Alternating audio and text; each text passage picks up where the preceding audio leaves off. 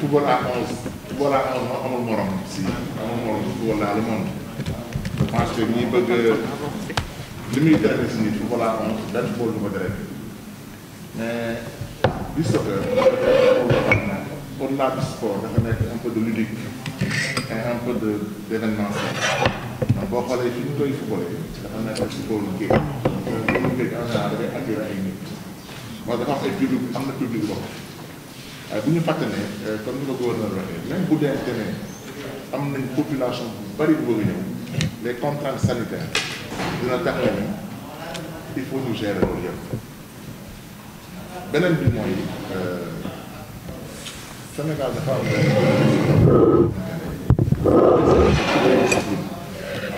le 12e gaynde mobilisé pour ñu ñëw accompagner l'équipe nationale comme ni ñu koy defee pour le football à 11 comme ni ñu koy defee pour yeneen discipline yi si localité bi aussi biir Saly Mbour Ngaparou dinañ fexe ba en tout cas ñi nga xamante ne ba Mbour ñi nga xam ne bëgg nañ football te intéressé wu nañ xam ba communication bi accès si ñoom pour ñu mën a ñëw jàppale amuñu benn inquiétude sur la réussite populaire de cet événement là ñun sax ñoo koy peut-être gérer pour mën a respecter toutes les contraintes sanitaires de sécurité yi nga xamante ne état au Sénégal moo ko teg yi nga xam ne CAF aussi daf koy def ñu koy imposer. donc comme ni ma waxee normalement la CAF a autorisé qu'il y ait du public dans cet événement je parle sous le contrôle du secrétaire général Victor mais en tout cas il faut ñu gérer le nombre autour de 500 pour mën a respecter toutes les contraintes édictées dans le domaine de la santé par l'État wala aussi par nga xam ne waa CAF ñoo ko décidé mais incha allah dina am ay nit bëgg na nit ñi bu ñu ñëw aussi nekk ci conditions yoo xam ne vraiment ku fay dem ku fay ñëw fa ak jàmm ku fay jóge jël fa jàmm aussi loolu mooy suñu yitte la.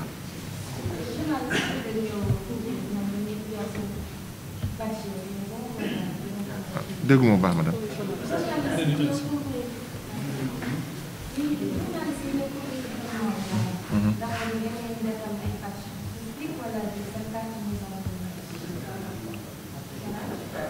je pense que comme c'est un événement de la CAF accréditation yi CAF moo koy joxe mais forcément en passant par la fédération mais donc journaliste buy ñëw couvrir l'événement en tout cas en fonction fi nga bëgg a accéder parce que boo xoolee événement CAF dafa am plusieurs compartiments am na ñuy nekk si bord terrain bi am na ñuy dugg si vestiaire yi am na ñuy nekk donc en fonction ku nekk fi nga war a ne dina am benn accréditation bu adapté wu kooku CAF moo koy joxe via le comité d'organisation locale incha allah journaliste bu bëgg a accéder te dina jaar par le comité local et le comité local ak la CAF ñu jox la badge pour nga mën a accéder.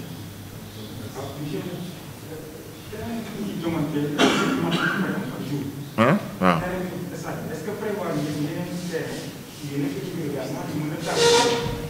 comme ni ma ko waxee sànq boo xoolee cahier des charges bi daf ñu exiger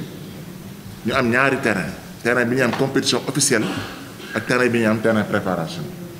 parce que ñetti match la mais boo xoolee beach soccer premier match bi équipe yi dañuy échauffé wu si biir terrain officiel bi dañuy échauffé wu mais yeneen match yi deuxième et troisième match dañuy échauffé si terrain annexe bi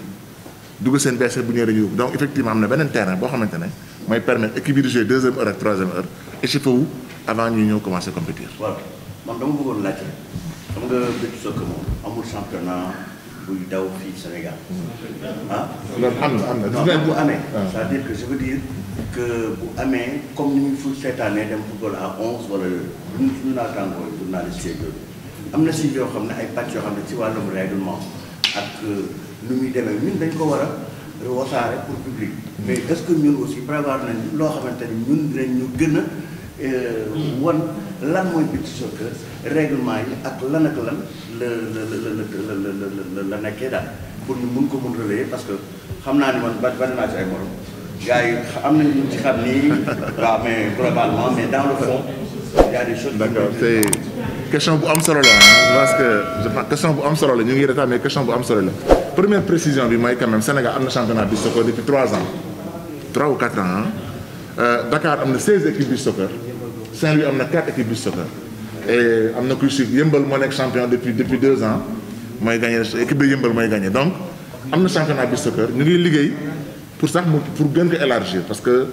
ak le président Pape Sidi Lo ñu ngi xool pour que déwén Thiès mën a am Mbour ak yeneen régions yi ñuy commencé di ñuy manqué mais li nga wax dafa am solo moo tax si biir comité bi am na commission technique boo xamante ne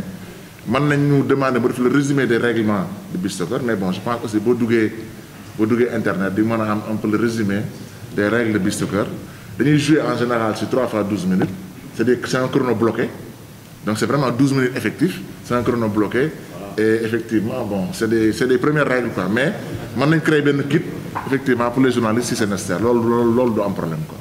waaw incha allah. toute dernière question oui.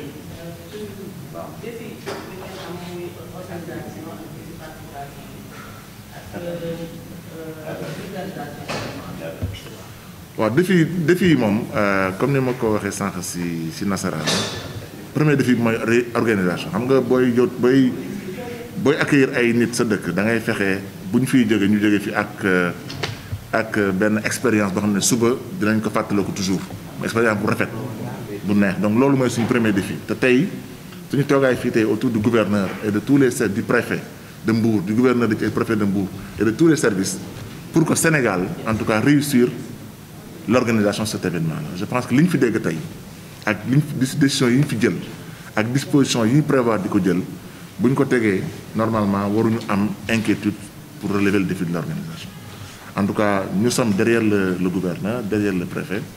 pour que vraiment li nga xamante ne moom lañ ñu sas yéen bi ñu teg ñu mën ko gérer bu baax ba livrer une organisation impeccable loolu mooy premier défi deuxième défi bi mooy Beach Soccer moom saa yi ñuy dem si compétition fu mu nekk dans le monde dañuy dem pour gagner comme gagner nañ ko juróomi yoon si àll bi si extérieur dañuy bu ñu ñëwee suñu dëkk moom mënuñu am benn objectif que gagner ko parce que surtout que boo gagner da ngay dem coupe du monde bi nga xam ne au mois d'août day dem Russie Sénégal gagné na coupe d'Afrique 5 fois coupe du monde yëpp dem nañ fa ba ay quart de finale donc am nañu xam-xam am nañu xarañ xam ne Beach Soccer lañu war a gagner donc ñun Sénégal amuñu benn gisuñu leneen lu gagner donc défi participation bi mooy gagner. Maintenant vulgarisation comme ni ma ko waxee commission bi mu ngi liggéey avec la sous-commission communication pour que au niveau de la stratégie média ñu génn stratégie boo xam ne dañ koy commencer déployer à partir de la semaine prochaine mais aussi am na hors média mooy wax ak population yi sukkandiku ci maire yi nga xam ne ñoo nekk autour de la localité mooy maire Saly profité pour gërëm ko sant ko ci disponibilité bi mu am pour accompagner ñu ay naataango mi nekk Ngaparou Somone pour que ñi nga xam ne ñëpp ñu ngi autour en tout cas de l'événement toutes les maires man si capitaliser donc la vulgarisation ñu ngi koy dañuy jaar ci ñoom pour mu àgg seen population et sur site aussi comme ni ma ko laajee sànq dañuy ñaan aussi ñoom ñu faciliter ñu l'accès à la voie publique les poteaux de lampe pour ñu mën a def des communications yoo xamante ne waa Saly waa Ngaparou waa Somone bu ñu xëyee fekk événement bi di jeex dinañ gis ñuy wax affaire CAN Beach Soccer dans la localité loolu daal loolu disposition yi daal lañu yaakaar jël pour renforcer communication bi